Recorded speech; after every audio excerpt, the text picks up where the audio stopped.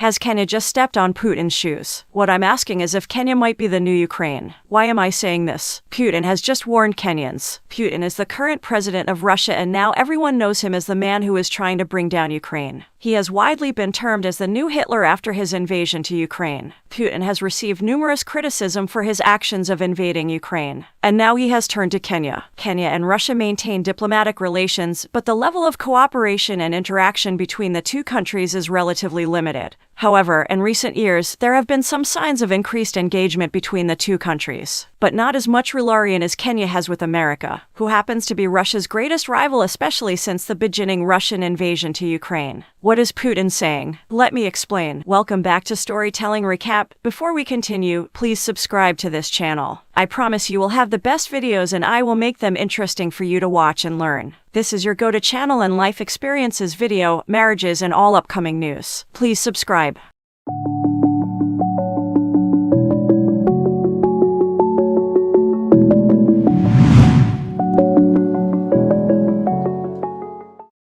Thank you who have done that. Now, let's continue. Kenya and the United States have a long-standing and important relationship characterized by cooperation in various areas, including trade, security, development, and education. Trade between Kenya and the United States has been significant, with the U.S. being one of Kenya's largest trading partners. In 2020, the total bilateral trade between the two countries was valued at $1 billion. The U.S. has also been a major source of foreign investment in Kenya, particularly in the areas of energy, infrastructure, and technology. Security cooperation between Kenya and the U.S. has been significant, particularly in the fight against terrorism. The U.S. has provided training, equipment, and funding to the Kenyan security forces to help combat the threat of terrorism, particularly from groups such as Al-Shabaab. In the development sector, the U.S. has been a major contributor of aid to Kenya, particularly in the areas of health, education, and governance. The U.S. has also supported Kenya's efforts to promote economic growth and improve living standards through various initiatives, such as the African Growth and Opportunity Act, which provides duty-free access to the U.S. market for selected products from eligible African countries. The Kenyan president has come out clear that Kenya shall and will not accept LGBTQ in his country despite the Supreme Court ruling in their favor. President Ruto said Kenya has values that must be respected. Speaking during International Women's Day celebrations at the Kenyatta International Convention Center in Nairobi, Ruto maintained that Kenya is a deeply religious nation and same-sex unions will not happen under my watch. I cannot allow our women to get competition from men who chase after men. That will not happen under my watch, the president stated. He went on, "We have our cultures and traditions, we respect our constitution and all our religions. We cannot travel the road of women marrying women or men marrying men. That won't happen in Kenya." Ruto challenged religious leaders to take a firm stand in the fight against the lesbian, gay, bisexual, transgender, and queer agenda, which is being propagated on various platforms. The Supreme Court last Friday said that the decision to deny gay members their right to register non-governmental organizations, despite homosexuality being illegal in the nation, was discriminatory. This followed a ruling made in 2013 by lower courts that outlawed registration of LGBTQ groups in Kenya. Ruto said that although he respects court decisions, he was opposed to same-sex relationships. "You know me very well. I am a God-fearing man, and whatever happened at the court, even if we respect the court, our culture, values, Christianity, and Islam cannot allow women to marry each other or men to marry fellow men," he said.